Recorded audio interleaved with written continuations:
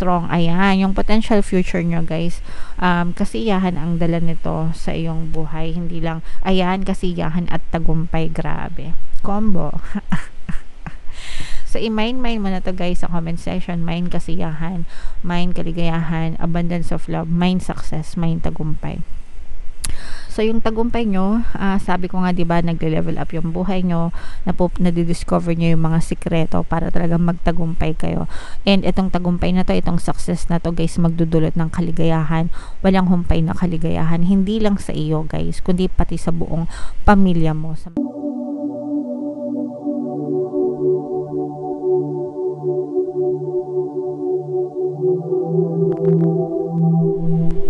Hello guys, hello Scorpio, welcome back to Pinoy Pixie Tarot. Ang pamagat ng episode natin for tonight is Story Mo Ba To? Ito isang timeless reading para sa Scorpio, Sun, Moon, Rising, Sign, and Venus. General reading lang mga kapigsi. Sa reading na to guys, titignan natin where you are right now, mga potential and challenges nyo, what you need to focus on, your past, present, and future energy guys, suggested approach, and yung potential future ng inyong sitwasyon. So, shuffle ko tong cards guys, hanapin ko yung energy ng Scorpio. Eto guys. So, Scorpio, kayo ay represent ng Queen of Cups sa ating spread. Again guys, general reading lang, pwedeng mag-resonate, pwedeng hindi, combination ng positive and negative energy.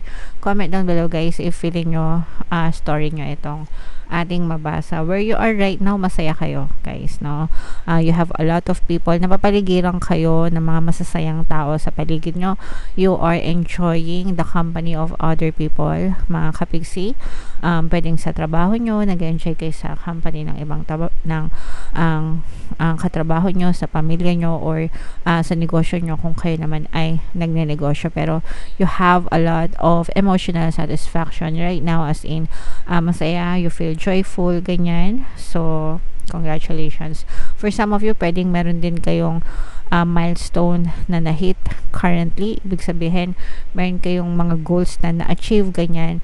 Kaya, nagse-celebrate yung iba sa inyo, mga kapigsi.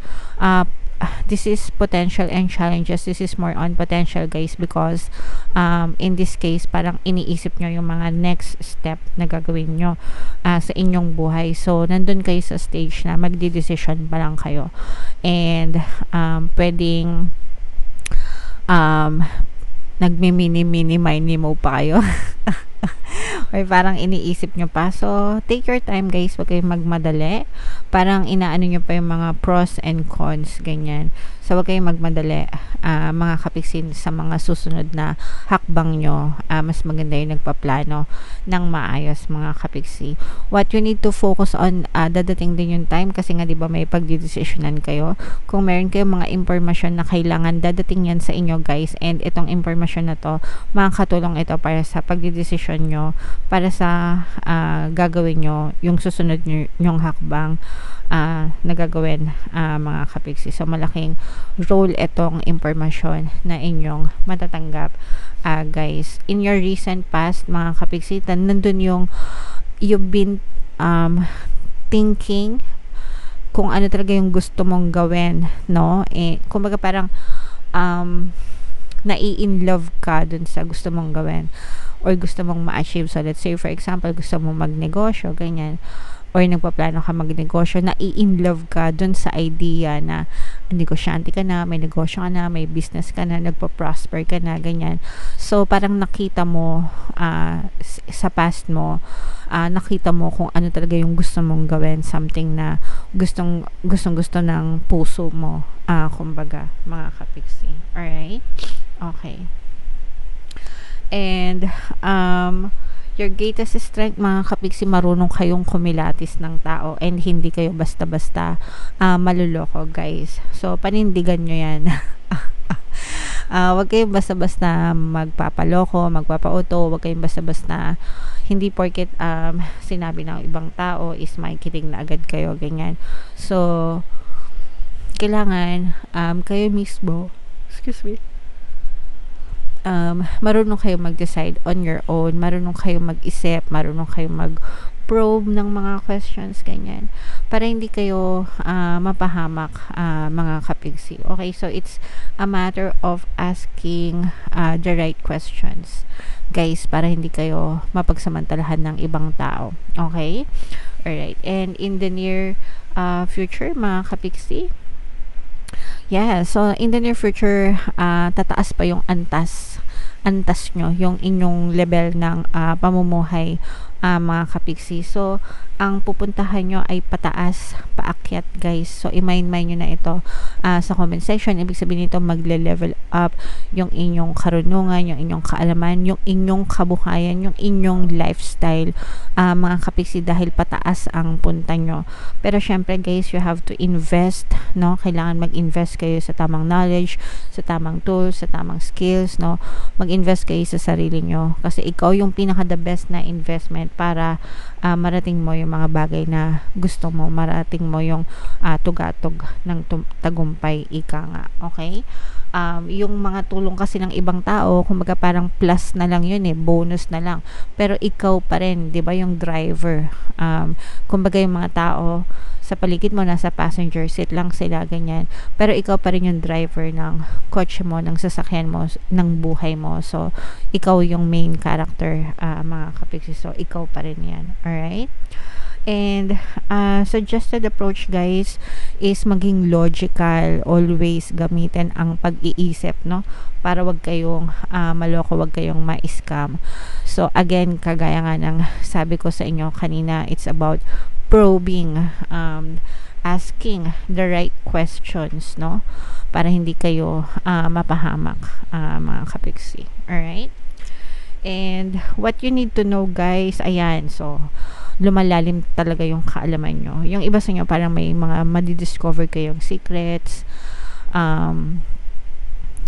kung paano kayo mas lalong magiging matagumpay, ganyan.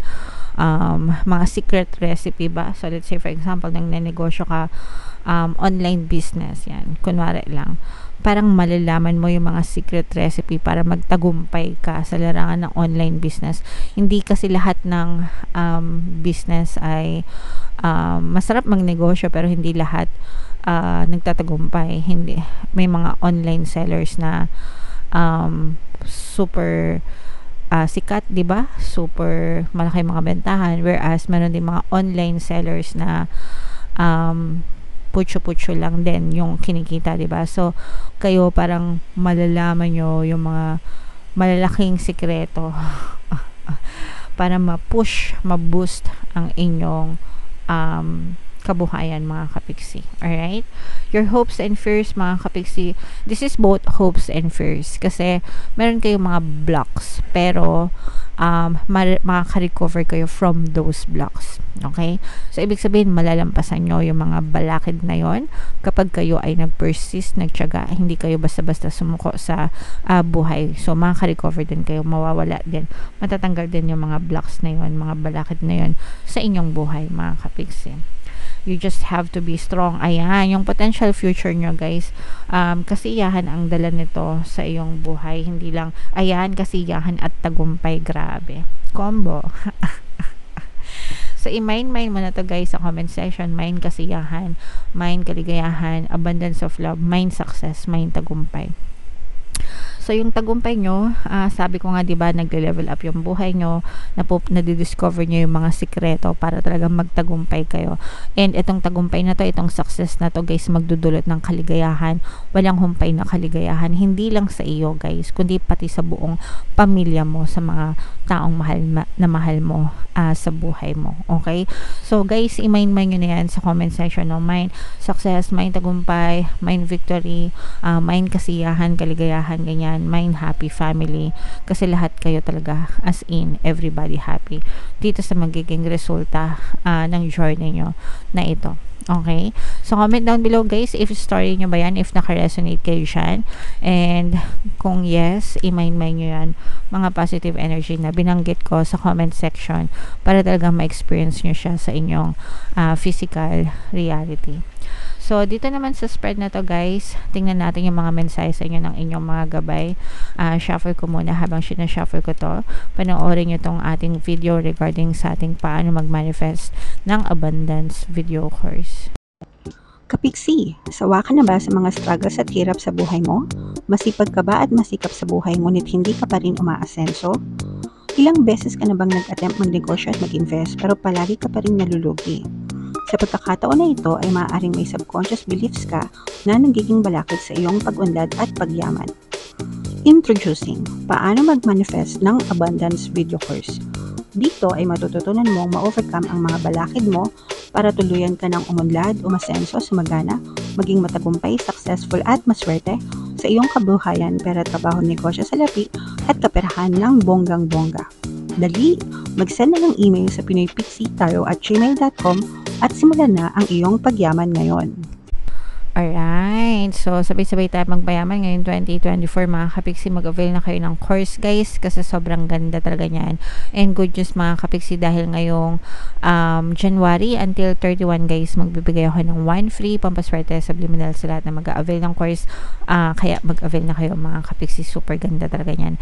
And meron din tayong email coaching, manifest your desires using the law of attraction. If meron kayong mga gustong i-manifest sa buhay niyo, pwedeng love and relationship, pwedeng money or career guys, pwede kayo magpabook ng email coaching session with me. Mag-send lang kayo guys ng email sa pinoypixitaro@gmail.com. So, ito guys, sobrang ganda ng mga additional na mensahe sa inyo. Compassion, ito yung pagkakaroon ng malambot na puso, compassionate, maunawain, understanding, mapagmahal, ganyan. So, very nice na trait, attitude na dapat din display natin yung mga itong emosyon na to. Yung mga negative emotions guys, anger, hatred, galit, resentment, grudges, yan, poot, ano pa, reklamo, stress, anxieties, yan, mga balakid yan sa buhay natin. Yan ang nagkukos, no, ng mga balakid sa buhay natin, kamalasan. So, alisin natin yan mga kapiksi. Instead, focus on the love and light, maging compassionate tayo, maunawain, mapagmahal, mapagbigay, understanding, ganyan, mapagpasensya, matiisin, mga kapiksi. And the more, especially yung pagiging grateful guys, and the more na dinidisplay natin yung ganitong klaseng attitude guys, very peaceful ang ating pamumuhay. Hindi tayo makaka-experience ng mga kamalasan, and instead makaka-experience kayo ng opposite naman, which is kapayapaan and more kaligayahan pa sa inyong buhay. Alright? And quiet time, no? Spend some time alone, quietly, on your own mga kapiksi. Magpahinga kayo, mag-rest, mag-meditate, mag-contemplate. Isipin nyo kung ano yung gusto nyo mangyari sa buhay nyo, ganyan-ganyan. Makatulong to, mga kapiksi, lalo na kung marami pa kayong mga plano and marami pa kayong mga gustong marating sa buhay nyo. Alright? Okay.